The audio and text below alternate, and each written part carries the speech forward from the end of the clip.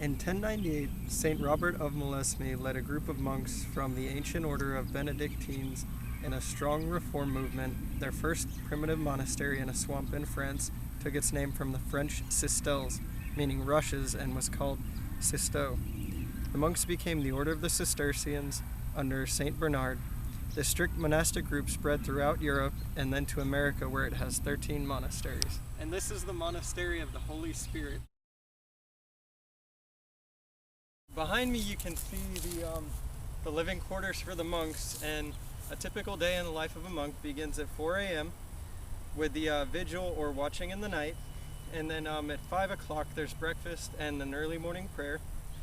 Then at 7 is the normal morning prayer. Then at 7:30 they have conventual mass, which is everyone together. And then 8:15 to 9:15 is a morning reading or another prayer. Then at 9:20 they have mid-morning prayer, and then at 9:30 the monks go to manual labor to work. Now the monks have a choice.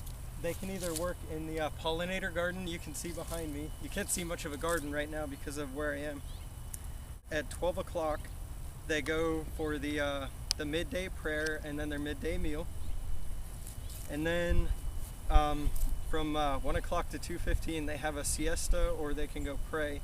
At 2:20 it's the mid-afternoon prayer. Then from 2:30 to 4:30 they work again.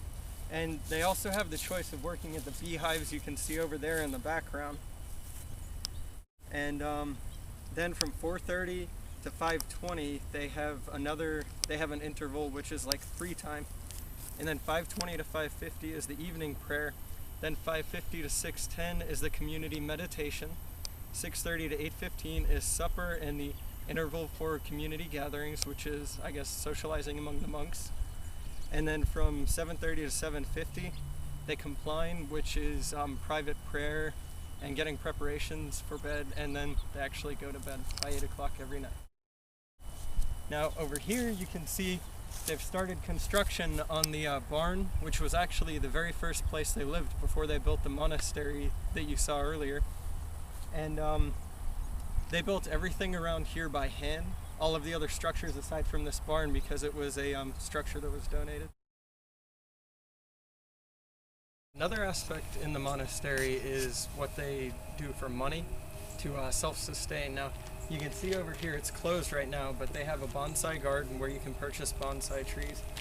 And then to my left over here you also have the gift shop, where they sell baked goods and rosaries and other like religious books and religious articles.